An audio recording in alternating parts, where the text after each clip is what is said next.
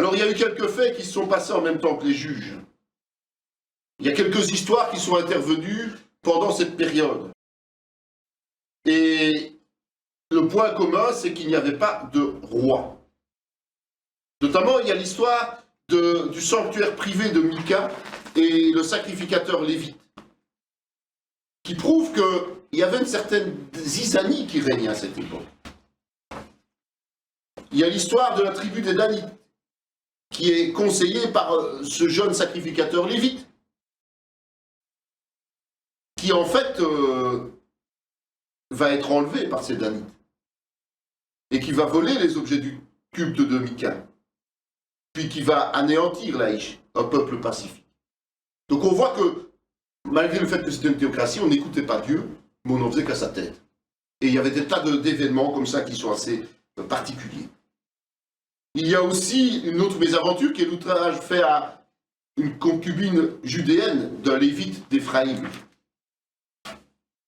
En fait, cette concubine a été violentée au point d'en mourir par des membres de la tribu de Benjamin.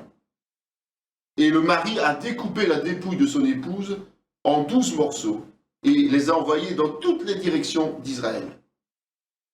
Ce qui a provoqué un rassemblement des tribus et des familles d'Israël qui vont entrer en campagne selon la volonté de Dieu et massacrer la quasi-totalité des Benjaminites. Et cette guerre va amener aussi le repentir de ces tribus d'Israël, qui sont conscientes qu'à un moment donné, en agissant ainsi, elles ont quasiment supprimé l'existence d'une de leurs tribus. Or, le peuple d'Israël, c'est 12 tribus plus les Lévites. Et si on supprime les Benjamins, eh bien, il n'y en a plus que 11. Et ça pose un problème pratique, quelque part. C'est un problème, et il faut restaurer cette tribu de Benjamin. Et donc, il a fallu que les femmes des autres tribus, un certain nombre de jeunes filles des autres tribus soient offertes au reste de Benjamin pour reformer la tribu de Benjamin, sachant que l'héritage vient par les hommes et pas par les femmes.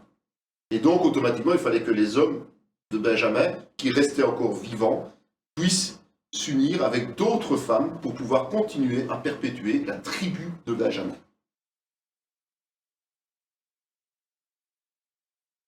Le problème, c'est que ça ne pouvait pas fonctionner comme ça.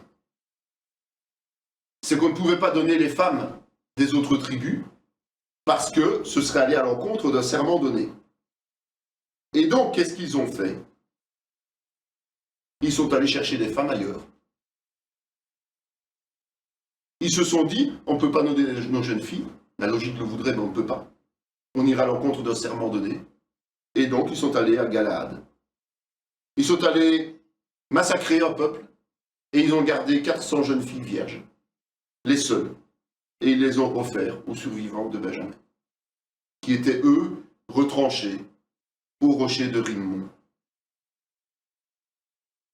Et les Benjaminites, eux, n'ayant pas assez avec 400 jeunes femmes pour repeupler, ont eux-mêmes été enlevés d'autres femmes à Silo. Et le livre des juges se termine par cet événement, la restauration de la tribu de Benjamin. Donc dans le livre des juges, il y a 7 éloignements et désobéissance à Dieu, 7 périodes de servitude, donc Mésopotamie, Moab, Canaan, Madian, Ammonite, Philistins, 2 fois, et 7 délivrances. Il y a 14 juges qui sont répertoriés, dont une seule femme, Déborah. Et si on veut rapprocher ce livre-là du Nouveau Testament, on peut le rapprocher de la seconde épître de Timothée, à Timothée. En fait, ce qu'il faut retenir de ça, c'est qu'il y a un vase communicant entre la désobéissance et les souffrances, entre l'obéissance et le rétablissement. Et que le compromis est toujours source de difficultés futures. L'époque théocratique peut se terminer par un troisième livre, c'est le livre de Ruth. On ne connaît de nouveau pas l'auteur, mais on pense aussi qu'il pourrait s'agir de Samuel, ou en tout cas d'un écrivain du 5e siècle avant Jésus-Christ. Pourquoi on s'est daté plus ou moins? C'est tout simplement parce qu'il y a un certain style et il y a un certain vocabulaire qui est utilisé. C'est comme ça qu'on s'est daté en général un écrit, en tout cas avoir une approximation. Son histoire s'intègre dans la période des juges aux environs du XIe siècle. C'est le livre le plus court de la Bible. Il ne comporte que 85 versets. Et c'est un des rares livres, avec celui d'Esther, qui a comme personnage central une femme. C'est une histoire qui est dramatique, qui commence en tout cas sur un ton dramatique. C'est un juif de Bethléem, à Juda, qui, poussé par la famine, va aller vers Moab et habiter là-bas, avec sa femme et ses 2 fils. Ces 2 fils vont épouser des jeunes filles de Moab, Orpa et Ruth. Et puis, le père et les 2 fils décèdent, et ils ne laissent pas de descendance. La maman, Noémie, apprend que dans son pays d'origine, à Bethléem, Juda, la famine est terminée. Et donc, elle décide de retourner à Juda et elle libère ses 2 belles filles. Orpa finit par accepter de rester à Moab, mais Ruth insiste pour la suivre et elle rentre avec Noémie à Bethléem en Juda. Et là, Seigneur va bénir Ruth pour sa fidélité. Ruth est un modèle, un exemple de courage. Et à un moment donné, elle va rencontrer la faveur de Boz, qui est un homme riche, qui est de la même souche familiale que son feu beau-père. Et il lui fait grâce. Il lui permet de s'intégrer parmi ses servantes pour qu'elle puisse récolter la nourriture pour se nourrir et nourrir sa belle-mère. Et puis, sur les conseils de sa belle-mère, elle va vers Boz, parce qu'il y a une règle qui existe. C'est que le parent d'un défunt a le droit de racheter l'épouse, la veuve. Et Boz est manifestement l'héritier de ce droit. Et il va respecter Ruth, effectivement. Il va s'engager à ce qu'on fasse respecter les règles. Mais manifestement, après avoir étudié la situation, Boz n'est pas l'héritier direct, il y en a un autre qui est plus proche. Et donc il va faire le nécessaire pour racheter ce droit. L'héritier direct va se désister. Et Boz va reprendre l'entièreté, racheter l'entièreté de l'héritage, en ce compris l'épouse, Ruth. Et il va assurer la descendance par la naissance d'un fils que Noémie, la belle-mère, va élever. Ce fils s'appelait Obed et est l'aïeul du roi David, futur roi David. C'est vrai qu'à l'époque, et toujours aujourd'hui, les attelages disparates sont déconseillés par la Bible. Voire même, ils sont interdits. Mais ici, nous voyons qu'il y a une exception de taille, puisque c'est une étrangère qui va obtenir les faveurs d'un juif, qui est un ancêtre du futur roi David. Et donc, un ancêtre de Jésus-Christ. Ce qu'il faut remarquer, c'est que cette Moabite va avoir un comportement exemplaire. Et elle va s'intégrer parfaitement dans son peuple d'adoption. Elle ne va pas importer la moindre tradition ou pratique de Moab au sein du peuple d'Israël. Elle va même faire appel aux règles juives du rachat. Elle va faire appel aux règles du lévira. Et donc, l'histoire commence par un drame, elle devient enthousiasmante, et puis elle se termine par un triomphe. C'est une preuve que, pour le chrétien que nous sommes, la fidélité et la foi qui nous amène à mourir à nous-mêmes pour servir Christ, nous amène à l'explosion spirituelle dans nos vies. Et c'est ainsi que s'achève la période de la théocratie, et nous arrivons dans la période de la monarchie, la royauté. C'est très lourd à lire, à étudier, parce qu'il y a une succession extraordinaire de rois, de divisions aussi de royaumes, donc c'est quelque chose, tout s'enchevêtre l'un dans l'autre, et donc souvent on se décourage. Donc on va essayer de se positionner de façon chronologique pour éviter que justement les livres deviennent trop difficiles.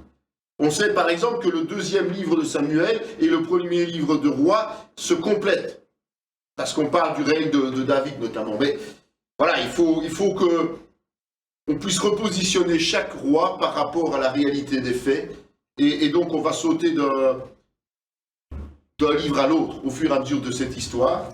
C'est pour ça qu'on en fait un résumé. Et puis on a une vue d'ensemble, on a des tableaux qui ont été dressés, qui se trouvent dans les pages qui suivent, et qui permettent de se situer par rapport effectivement aux livres et aux histoires. Et donc, le premier livre de Samuel est l'explication que la fin du règne du livre des juges et des juges se termine, et l'établissement de la monarchie. On attribue le livre à Samuel parce qu'il porte son nom, mais en tout cas, c'est un livre de transition. Et ce livre de transition situe l'histoire entre 1075 et 975 avant Jésus-Christ. Donc, on peut dire que c'est de Josué à la mort de David. En fait, il faut savoir aussi que, on l'a vu précédemment, dans la disposition des livres, notamment la Bible Septante qui est la traduction grecque des écrits hébreux, traduction la plus ancienne connue, eh bien, regroupe 1 et 2 Samuel et 1 et 2 Rois, en appelant ça le livre du prophète Samuel, tout simplement.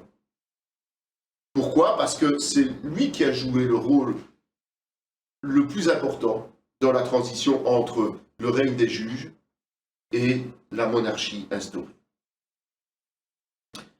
Alors la première partie du livre va nous raconter l'histoire de la foi qu'une certaine Anne avait en l'Éternel. Elle était stérile et elle a supplié Dieu pour avoir un enfant, un fils, et elle lui a promis de lui consacrer. Élie, qui était le grand sacrificateur à l'époque, a même méprisé Anne parce qu'il croyait qu'elle avait bu. Et puis il l'a bénie quand il a compris que c'était l'intensité de sa prière qui l'avait fait vaciller. Et le résultat a été la naissance de Samuel. On voit un cantique que Anne va adresser à l'Éternel, et elle va consacrer effectivement son fils, dès après son sevrage, selon sa promesse. Donc vous imaginez, elle est stérile, elle prie pour que Dieu lui donne, elle lui promet de lui consacrer, l'enfant est à peine sevré, que l'enfant part entre les mains d'Élie, il est au service du temple, au service d'Élie. Et Anne et son époux vont être à leur tour bénis parce qu'elle a tenu parole. Et elle va enfanter d'autres enfants. Le sacrificateur avait 2 fils. Ils étaient désobéissants et il n'osait pas imposer son autorité sur ses enfants. Par contre, Samuel était quelqu'un de fidèle et de courageux. La malédiction est tombée sur Élie et sa descendance, à cause justement du fait que ses enfants étaient désobéissants. C'était une époque où il y avait de nombreux silences Et malgré ce silence, Samuel, lui, a reçu une vision de la part de Dieu, qui lui a révélé ses plans pour Élie, le sacrificateur, et pour ses fils. Il lui a répété d'ailleurs plusieurs fois. Et à partir de ce moment-là, Dieu s'est adressé à Samuel, à Silo. Et c'était officiel. Le peuple d'Israël savait que Dieu s'adressait à Samuel. C'est la période qui a été choisie par les Philistins pour faire campagne et monter contre Israël, qui lui, s'est dressé pour se défendre. Comme ils ont subi une première défaite, on a décidé d'aller chercher la fameuse arche de l'Alliance à Silo pour la placer dans le camp, ce qui a réjoui tout le monde et ce qui a fait peur à l'ennemi. Mais cette peur n'a pas empêché les Philistins de vaincre Israël. Ils ont enlevé l'arche et ils ont tué les 2 fils d'Élie. Quand Élie a appris la mort de ses 2 fils, il est tombé en arrière et s'est tué aussi. Il avait été juge pendant 40 ans. L'arche a été emportée par les Philistins et elle a été placée dans un temple païen. Mais là, évidemment, il ne faut pas commencer à jouer non plus avec l'arche de l'Alliance. Et il y a eu des phénomènes de tremblements, de chute de statues et autres, de brisements, qui a fait que les sacrificateurs de ce temple païen ont décidé de déplacer l'arche de l'Alliance à Gath. Et là, Dieu est encore intervenu de façon surnaturelle. Et donc les Philistins ont commencé à paniquer. Et ils ont sélectionné Écron comme nouvelle ville pour accueillir cette arche. Mais cette nouvelle ville a aussi connu des problèmes, ils ont commencé à paniquer de nouveau. Et donc, ils ont décidé de renvoyer l'arche en Israël. Au bout de 7 mois, ils ont eu peur vraiment de subir le même sort que les Égyptiens. Parce qu'ils se rappelaient que les Égyptiens s'étaient entêtés encore et encore, et que finalement, Dieu avait même frappé les premiers-nés. Rappelez-vous, ce sont les plaies d'Égypte. Et comme ils ont eu peur, ils ont décidé qu'ils allaient mettre l'arche sur un chariot, dirigé par des bœufs, et que les bœufs n'avaient qu'à aller où ils voulaient. Et les bœufs, qu'est-ce qu'ils ont choisi? La voie du retour vers Israël. L'arche a été installée à Beth-Shemesh, mais Dieu n'était pas d'accord. Et donc, ils ont décidé d'appeler les habitants de Kiriath-Yearim. Et là, l'arche est restée pendant 20 ans. Et ils ont imploré l'Éternel, comme d'habitude. Et Samuel leur a demandé de purifier leur territoire des idoles. Il y a eu une réunion à Mizpa pour que Samuel intercède pour le peuple. Mais les Philistins n'ont pas du tout apprécié. Ils ont attaqué pendant la prière. Mais Dieu les a mis en déroute et les hommes d'Israël les ont poursuivis pour les vaincre définitivement. Et suite à cela, la paix a été instaurée aussi avec les Amoréens. Et Samuel est devenu juge d'Israël jusqu'à sa mort. Et quand il s'est approché de sa mort, quand l'heure de sa mort est approchée, il a établi ses fils, Joël et Abia, en tant que juges à Beersheba. Mais malheureusement, les fils étaient des pécheurs invétérés. Et pour cette raison, les anciens ont demandé à Samuel de nommer un roi sur Israël. C'était la fin de la théocratie. Samuel les a prévenus en leur disant que leur volonté n'était pas une volonté réfléchie, mais plutôt une erreur fondamentale. Mais comme ils ont insisté, Dieu a accepté. Et c'est un certain Saül, de la tribu de Benjamin, qui était à la recherche des ânesses de son père, qui est arrivé dans la ville où se trouvait Samuel. Le serviteur l'a invité à aller consulter Samuel le prophète. Mais c'est Samuel qui est venu à la rencontre de Saül. Parce que Dieu l'avait prévenu qu'il fallait l'oindre comme le futur roi. Et donc Samuel a prophétisé à Saül ce qui allait arriver, et surtout la transformation qu'il devait subir. Son cœur a changé tout à fait. Et il est lui-même devenu quelque part prophète, en tout cas il a prophétisé. Au grand étonnement évidemment de son oncle et de tous ceux qui l'entouraient, qui ne le connaissaient pas du tout comme ça. Samuel a convoqué tout Israël et a présenté Saül en tant que roi. Et tout le peuple était très content. À ce moment-là, les Ammonites ont entrepris d'attaquer Yabek, qui a obtenu un sursis de 7 jours et qui a eu l'occasion d'appeler au secours. Saül l'a entendu, il s'est mis en colère et a emmené toute l'armée d'Israël pour les secourir. Il a remporté la victoire. Mais il a épargné les rescapés du combat, alors que vous saviez qu'à l'époque, c'était prévu d'exterminer. C'est ce moment-là qui a été choisi par Samuel pour abandonner définitivement le principe des juges et pour nommer clairement la royauté sur Israël. Et il a pris le temps de rappeler toutes les étapes traversées par le peuple de Juifs jusqu'à Moïse, en soulignant sa justice, sa propre justice dans sa fonction de juge, et en prévenant à nouveau des conséquences liées à l'obéissance et à la désobéissance. Samuel était roi depuis 2 ans quand il est entré en campagne contre les Philistins en battant une des garnisons. Et les Philistins se sont rassemblés pour se mettre en ordre de bataille, ce qui a mis la panique dans les rangs des Israélites.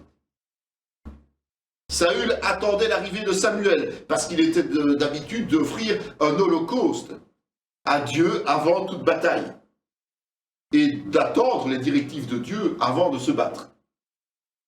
Mais comme Samuel tardait, et comme des soldats désertaient, Saül a décidé de faire le sacrifice lui-même. Et au moment où il terminait ce sacrifice, Samuel arrivait. Il lui a reproché son impatience et il lui a annoncé que son trône lui serait retiré à un moment donné au profit d'un autre roi. Sans rien dire, Jonathan, qui était le fils de Saül, a décidé un jour d'attaquer un poste philistin avec son serviteur. Et il a mis ce poste en débandade. Et il est devenu populaire auprès d'Israël. Mais il a aussi désobéi à Dieu. Parce que Dieu lui avait demandé de jeûner jusqu'à la défaite complète de l'ennemi. Mais Jonathan, lui, n'a pas jeûné jusque-là, il était tellement satisfait. Et il a été condamné à mort par son père, mais seulement le peuple s'est opposé. Et donc il a gardé la vie. Mais on verra plus tard qu'il y aura des conséquences, évidemment, comme toujours. Et cette conquête n'était que la première, et il y a eu toute une série importante de conquêtes. Et notamment Samuel indiqua à Saül de monter contre Amalek et de tout détruire. Ce que Saül a fait. Mais il a épargné Agag, le roi, et il a aussi épargné du bétail de qualité. Et là, l'Éternel a confirmé son rejet comme roi. Et Samuel s'est retiré de lui après avoir tué lui-même le roi Agag. le prophète Samuel s'est vu confier une autre tâche, c'est-à-dire de trouver un des fils d'Isaïe, de Bethléem, pour l'oindre en tant que roi d'Israël. Et tous les fils ont défilé devant Samuel, mais aucun n'a été reconnu comme étant l'élu. Il restait un, moindre parmi les moindres, un certain David, que Isaïe a fini par envoyer chercher. Et c'est bien lui qui était choisi par Dieu. Et dans le même temps, Saül, lui, était tourmenté par un mauvais esprit. Et il lui fallait un harpiste pour éloigner l'esprit chaque fois qu'il était tourmenté. Et c'est ce David aussi, qui fut invité et qui fut adopté par Saül en tant que porteur d'armes. Il y a une nouvelle guerre qui s'est engagée contre les Philistins, et les Philistins avaient un héros parmi eux qui s'appelait Goliath. Une histoire que les enfants entendent souvent à l'école du dimanche. Et ce Goliath faisait tellement peur à tous les vaillants soldats de Saül qu'aucun n'osait l'affronter. Et c'est ce petit David, qui n'avait même pas le droit d'être en armes, qui n'avait même pas le droit de se battre avec Saül, mais qui venait ravitailler ses frères, qui a fini par le tuer, et qui a évidemment reçu les honneurs du roi. Et ce qui est étonnant peut-être, c'est qu'à la fin de ce chapitre, on voit que Saül, qui avait pourtant eu déjà les services de David comme porteur d'armes et comme harpiste, semble ne même pas reconnaître ce David au moment où il fait cet exploit de tuer Goliath. Ça prouve bien que Saül était totalement aveuglé et touché par la démence. Et ça prouve aussi qu'à cette époque-là, David ne le suivait pas à la guerre. C'est à ce moment-là que l'histoire nous raconte une grande amitié qui naît entre Jonathan, justement, fils de Saül, et David. David qui est devenu un chef de guerre important au service du roi Saül. Évidemment, David, par ses succès militaires, et puis par sa popularité, commence à faire de l'ombre à ce roi David, et à ce roi Saül, pardon. Et celui-ci, jaloux, tente de le tuer, mais sans succès. Alors il décide de l'éloigner, de l'exiler. Mais David restait malgré tout populaire. Et pour éviter de s'attirer toute la foudre du peuple sur lui, Saül va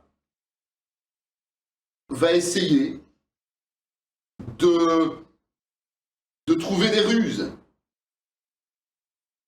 Et il va proposer en mariage, par 2 fois, une de ses filles. Mais pour pouvoir lui offrir ses filles, bien, il met une exigence, c'est qu'il lui faut 100 prépuces de Philistins.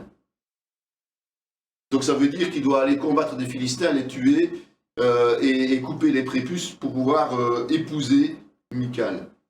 Et Saül se dit, bon là, il a bien tué Goliath, mais il va mourir. Eh bien non, il a épousé Michal.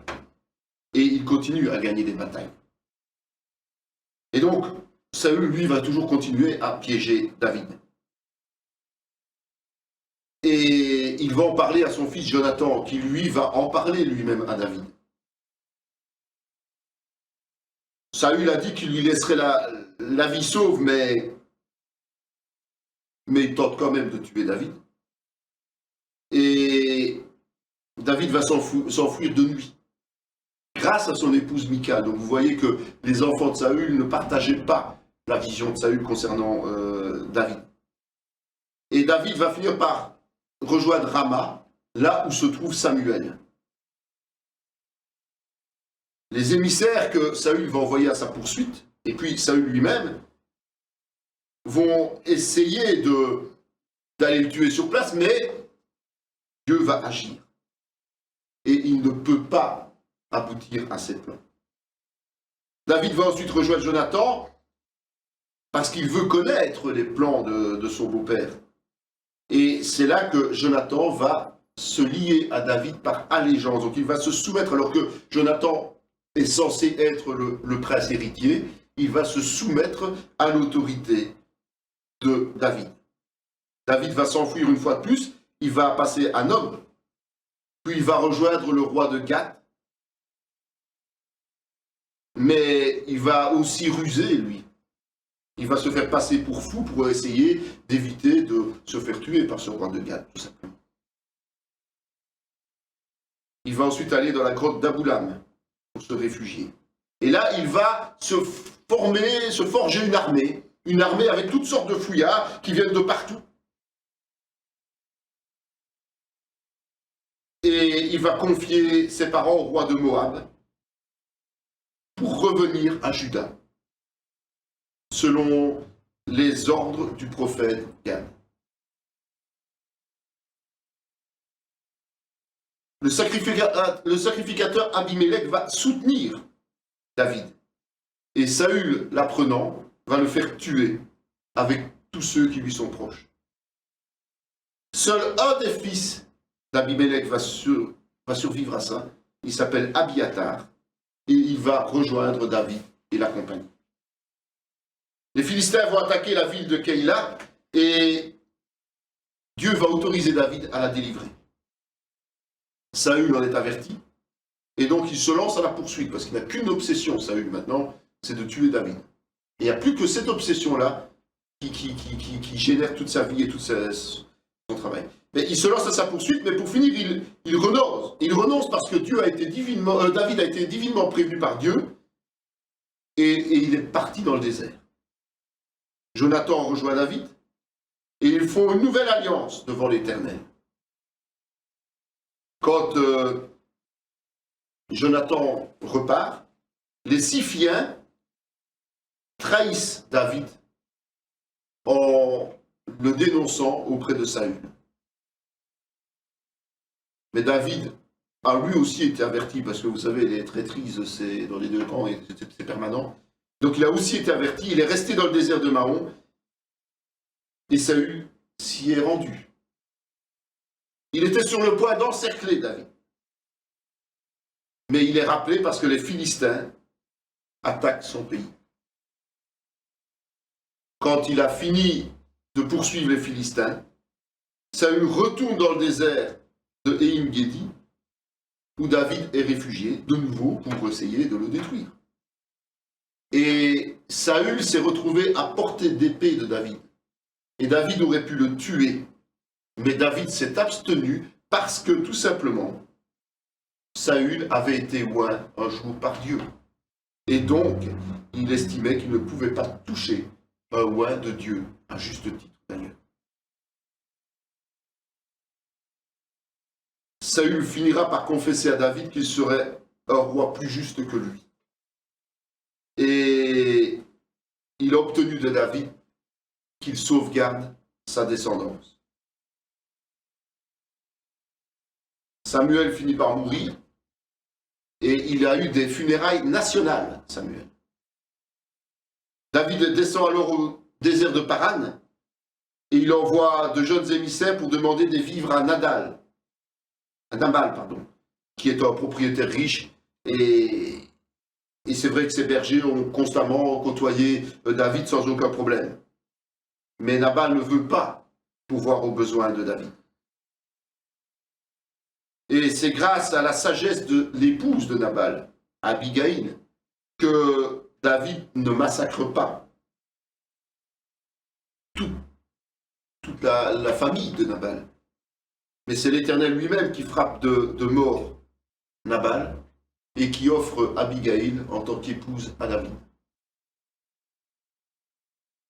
Les Siphiens persévèrent dans leur traîtrise et finissent encore par dénoncer David. Mais celui-ci est prévenu. Et avec Abishai, entre dans le camp de Saül. Mais de nouveau, il est à portée d'épée et il lui laisse la vie sauve. Et Saül décide alors d'abandonner la poursuite et de bénir David. Mais David connaît l'obstination et l'humeur changeante de Saül. N'oublions pas qu'il est torturé par un esprit impur. Et donc, David quitte Israël pour aller vivre chez les Philistins. Il reçoit même une ville de leur part, Tsiklag. Et c'est le roi de Gath qui lui donne cette ville. Il va y rester plus d'1 an.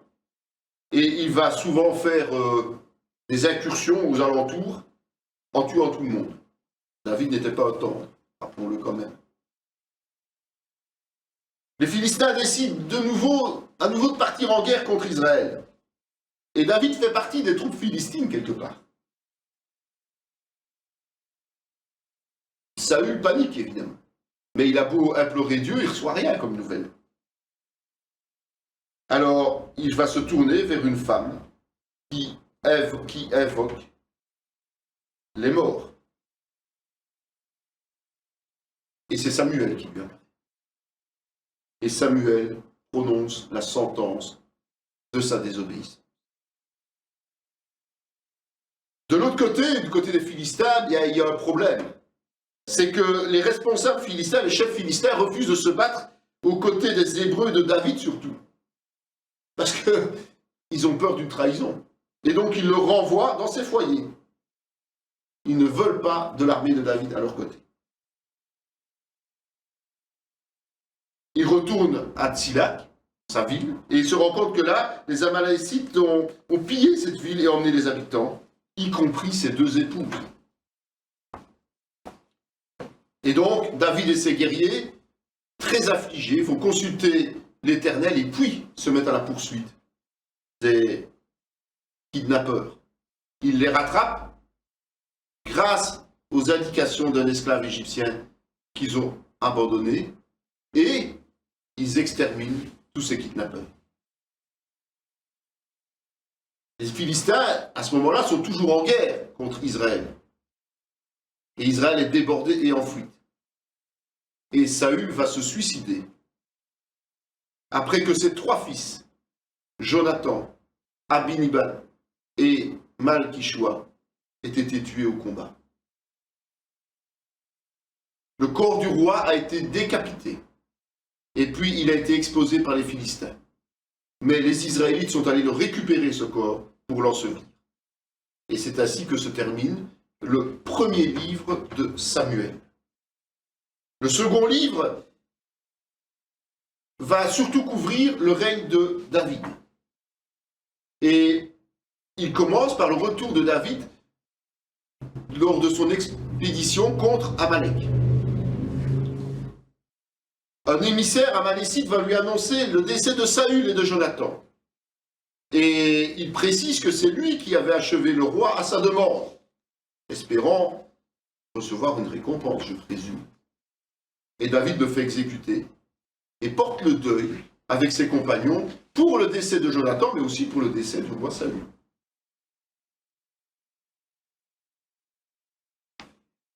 Avec l'accord de Dieu, il va monter à Juda, plus précisément à Hébron, pour être couronné. Mais là, il y a Abner, qui est le roi, le bras droit de Saül, qui est établi à Ishbotheth.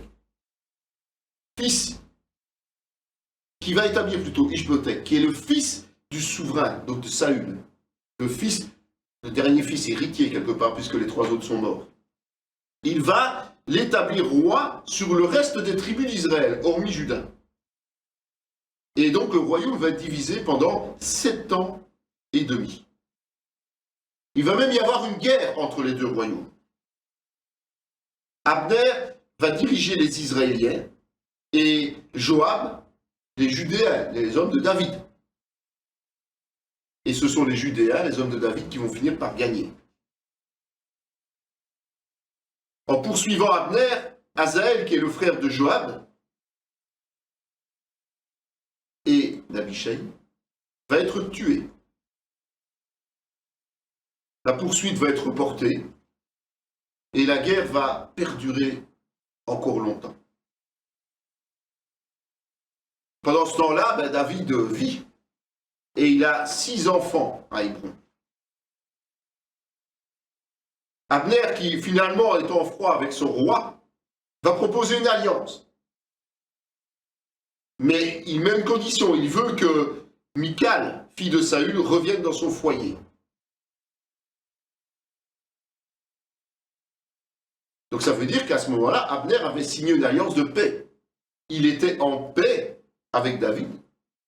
Quand Joab, qui lui revenait de campagne et qui n'était pas d'accord avec l'alliance que David avait signée, Joab a assassiné Abner avec l'aide d'Abishai. Pourquoi? Parce qu'il voulait simplement venger la mort de son frère Asaël. À cause de cela, David va maudire Joab et sa famille et apporter le deuil. Et donc Israël va reconnaître que David n'était en rien dans la mort d'Abner et donc va le dédouaner de cette responsabilité. Le fait que ce stratège soit mort va déforcer fortement le royaume d'Israël et le roi lui-même. Ce roi va être assassiné par 2 chefs de bande issus des Benjamins qui vont apporter sa tête à David. C'est une habitude. On décapite, on apporte la tête ou l'autre. Et qu'est-ce que David fait? C'est aussi une habitude, il les fait exécuter parce qu'il n'est pas d'accord avec ce concept. Et systématiquement, ça recommence comme ça. Et donc, arrive le fait qu'il n'y a plus de roi en Israël. Et que David, lui, est bien là avec une armée puissante. Il va réunifier les 2 royaumes et il va y régner 33 ans. Il va prendre Jérusalem et en faire sa capitale, sa cité. Et son règne va s'affermir, mais aussi sa famille. Il va avoir un nombre de concubines incroyable et ses enfants vont devenir de plus en plus nombreux aussi. Il va combattre à plusieurs reprises les Philistins et les vaincre. Et revient l'histoire de l'Arche de l'Alliance, qu'on a oubliée, qu'on a laissée là depuis un certain temps. Et il décide de la déplacer, de balayer Juda. Mais le problème, c'est que lors de ce déplacement, il y a une mauvaise manœuvre. Et un certain Uza va instinctivement essayer de retenir l'arche qui est en train de basculer du chariot. Et il meurt. On ne peut pas toucher l'arche de Dieu. Il y a des barres qu'il faut mettre, il y a une façon de porter, et tout le monde ne peut pas porter cette arche. Et jamais la toucher. Et donc il meurt. Donc David va interrompre le voyage et il va laisser l'arche là où elle est, à Gath. Et on va se rendre compte que celui qui a accueilli l'arche est béni. David est informé de cette bénédiction. Et donc il va décider de faire revenir l'arche à Jérusalem. David est dans la joie, il danse. Et Michal va le mépriser parce qu'il se réjouit de ce retour de l'arche. Son épouse, elle, va le mépriser. Et elle va être condamnée à rester stérile. Mais Dieu va faire la promesse à David que sa descendance sera bien celle du royaume d'Israël, mais il va lui refuser la construction du temple qu'il va reporter sur son successeur. David va continuer à remporter des victoires sur les Philistins, les Moabites, Tsoba, les Syriens, les Ammonites, les Amalek. Il va nommer de hauts responsables, donc il va structurer son royaume. Il va recueillir et honorer le fils intime de son ami Jonathan. Et suite à un outrage subi par les émissaires syriens, Joab, qui est toujours à la tête des troupes d'Israël, et son frère vont les défaire. Mais les Syriens vont encore se rassembler, et c'est David lui-même qui va aller à la tête de ses armées, et qui va les battre définitivement. David, évidemment, a eu un comportement conquérant, a remporté énormément de victoires, a pris la peine de ne pas attenter à la vie de Saül, malgré le fait qu'il ait eu 2 possibilités de le faire. Mais ce n'est pas pour ça que que David était quelqu'un d'exemplaire en permanence, et surtout à la fin de sa vie, il a commis des fautes qui ont eu des conséquences dramatiques. Et la guerre que les Israélites menaient contre toutes les tribus alentours a fait qu'à un moment donné, il s'est un peu lassé de ces guerres. Et lorsque les Ammonites se sont montrés virulents, il a envoyé Joab faire le siège de Rabat. Et lui est resté à Jérusalem. Et c'est là qu'il est tombé amoureux de la fameuse Bathsheba et qu'il a fait mourir son mari Uri, qui était pourtant un fidèle serviteur, en l'envoyant en ligne de front pour pouvoir cacher la grossesse de sa maîtresse. Et évidemment, ce genre de choses ne peut pas plaire à Yahweh, hein, ça c'est sûr. Et ce qui s'est passé, c'est que Dieu a envoyé Nathan, le prophète, pour aller annoncer cette colère qu'il avait contre lui et les malédictions qui allaient suivre, parce que c'est ça le problème. Mais David a fait repentance, et parce qu'il a fait repentance, Dieu n'a pas attenté à sa vie. Mais c'est leur fils commun de Bathsheba et de lui qui est décédé, malgré le fait que David faisait un jeûne de repentance. Après ça, il y a eu un autre fils avec Bathsheba, et cet autre fils s'appelle Salomon. Donc, d'un côté, Dieu a frappé suite au péché, de l'autre, il a béni puisqu'il y a eu repentance sincère. Joab, pendant ce temps-là, a investi la ville de Rabat, et David a voué le peuple de Rabat à l'esclavage. Un des fils de David, puisque vous savez qu'il avait plusieurs concubines, donc plusieurs épouses, Absalom avait une sœur qui s'appelait Tamar. Et un autre fils du roi, Amnon, est tombé amoureux de Tamar, sa demi-sœur. Et par ruse, il l'a violée. Absalom a eu beaucoup de rancœur et il a assassiné Amnon. Il l'a fait assassiner en tout cas par deux de ses serviteurs. Et 2 ans après, donc vraiment, il s'est laissé entraîner par cette rancœur, et cette rancœur a fait monter en lui vraiment cette haine. Et après ça, il s'est enfoui. Et sous l'impulsion de Joab, David a pardonné à son fils et l'a fait revenir.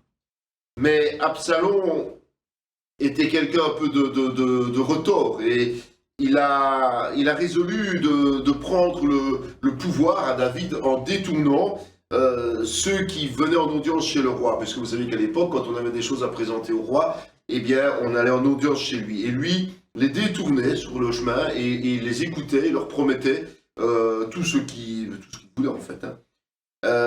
Et comme il a reçu l'autorisation d'aller à Hébron pour rendre un culte à l'Éternel, il en a profité pour rassembler de plus en plus autour de lui les fidèles. Et à un moment donné, David a pris peur et il est parti, il a fui avec ses troupes et avec des Lévites, et il a pris avec lui l'arche de l'Alliance. Il a laissé 10 concubines pour garder sa maison, son temple. Après ça, David a ordonné à Tsadok et à Abiatar de ramener l'arche et de rester à Jérusalem. Il était persuadé qu'il pourrait revenir si l'Éternel lui donnait l'autorisation. Et il a aussi renvoyé Ushaï pour qu'il l'espionne et qu'il l'informe de tout ce qui se passait par le biais des fils du sacrificateur. Évidemment, il restait une souche de Saül, puisque David avait promis de garder cette souche vivante. Il restait une souche de la descendance de Saül, dont Méphibosheth et Shimei. Et un prophète de Dieu, qui était aussi un traître, ben oui, on ne peut pas être parfait, qui s'appelle Ahitophel, avait conseillé à Absalom de coucher avec les concubines de son père. Oubaï, qui restait fidèle à David, a bien joué son rôle. Et il a réussi à persuader Absalom, alors que Ahitophel, était en train de prendre la tête des troupes pour aller poursuivre David. Il l'a conseillé de telle manière que il a pu déjouer la poursuite, et David a eu le temps de se mettre à l'abri de l'autre côté du Jourdain. Et ça, évidemment, c'est ce qui a valu la survie de David. Et Ahitophel a été vexé de ne pas être écouté, de voir que Absalom préférait traîner que de courir tout de suite après David. Et donc, il est retourné chez lui et il s'est suicidé. Absalom, alors, est parti à la poursuite de David, mais évidemment, il était déjà au-delà du Jourdain et Amasa l'a accompagné. David a trouvé refuge, lui, à Mahanaïm. C'est là qu'a eu lieu la bataille. Et David, qui était resté en arrière de la ville, à la demande de ses 3 chefs d'élite, qui étaient Joab, Abishai et Itaï, a demandé de ne pas faire de mal à Absalom. Et la victoire a été pour David. Mais Absalom s'est retrouvé coincé dans un arbre. Et Joab, qui a été averti, l'a malgré tout tué, et donc à l'encontre des ordres de David. Quand David a été prévenu de cela, il a pleuré son fils.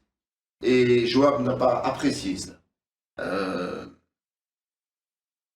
Il a pardonné à tous ceux qui l'avaient blessé, qui s'étaient dressés contre lui, tous ceux qui avaient suivi Absalom, et il a promis la place de Joab, chef des armées, à Amasa. Par la suite, il y a eu une révolte de Sheba, benjaminite, et Abishai, Joab et tous les autres hommes sont allés au combat. Et en chemin, ils ont rencontré Amasa, qui avait pris du retard. Et Joab, qui n'était pas d'accord évidemment avec les décisions de David, a assassiné Amasa. Sheba s'est réfugié dans la ville de Abavet-Maca et on a livré sa dépouille à Joab pour ne pas que cette ville soit détruite. Donc il s'est réfugié, il a été assassiné dans la ville et on a livré la dépouille à Joab. Et à ce moment-là est survenue une famine de 3 ans. David a consulté l'Éternel et l'Éternel a dit que c'était la conséquence, c'était une malédiction à cause du sang des Gabaonites qui avait été versé par Saül et par sa famille. Et David, en expiation, a livré 7 descendants de Saül. Et il a juste épargné Méphi-Bosheth. Les restes de Saül, de Jonathan et des 7 victimes ont été enterrés dans le pays de Benjamin. Mais David, attrapé de l'âge évidemment, et fatigué, il a entrepris encore une dernière guerre contre les Philistins. Mais si Abishai n'était pas intervenu, il aurait été tué. Et à partir de ce moment, il n'est plus jamais sorti en campagne. Il a commencé à rédiger un cantique pour l'Éternel, surtout pour le remercier de l'avoir délivré en permanence de ses ennemis. Et les dernières paroles qu'il a prononcées sont reprises au chapitre 23, au début du chapitre 23. Et puis là, après ça, il y a une énumération commémorative de tous les hommes vaillants qui se sont battus à ses côtés. Israël, malheureusement, a continué à mettre en colère l'Éternel parce que le peuple a persuadé David de faire un recensement. David a demandé à Joab de le faire, pourtant Joab était réticent. Mais bon, il l'a accompli, c'était un ordre du roi.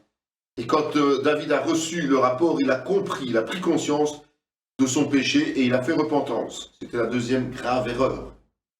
Et en guise de punition, l'Éternel lui a fait choisir, par l'intermédiaire du prophète Gad, un fléau parmi les 3 qu'il proposait. Soit 7 années de famine, soit 3 mois de fuite, soit 3 jours de peste. Et ce sont les 3 jours de peste que David a choisis. Et ça a coûté la vie à 70 000 hommes. Mais Jérusalem n'a pas été touchée. Et pour mettre fin à ce fléau, il a dû acheter un terrain, le terrain de Haravna, pour y dresser un autel et offrir des holocaustes. Et c'est la fin du 2e livre de Samuel. Alors qu'est-ce qu'on doit retirer de ces leçons, surtout au niveau spirituel évidemment? C'est que tout ce qui peut arriver, les conséquences sont toujours liées à l'obéissance ou la désobéissance. Mais aussi que la repentance est importante, qu'il est important aussi de pardonner aux autres. L'engouement au réveil, l'humilité, la consécration, la prophétie, la prière, l'abandon de l'idolâtrie, le courage et la foi en Dieu, mais aussi l'amitié et la fidélité. Ce sont toutes qualités que le chrétien se doit d'avoir dans sa propre vie, se doit d'exercer dans sa propre vie. Et tous les personnages qui sont cités dans ce cours et dans ces chapitres-là sont des exemples de l'une ou l'autre de ces qualités. Donc si vous reprenez cela, on a résumé ça en quelques mots, mais chaque personnage nous permet de comprendre mieux comment nous sommes amenés à agir en tant que chrétiens.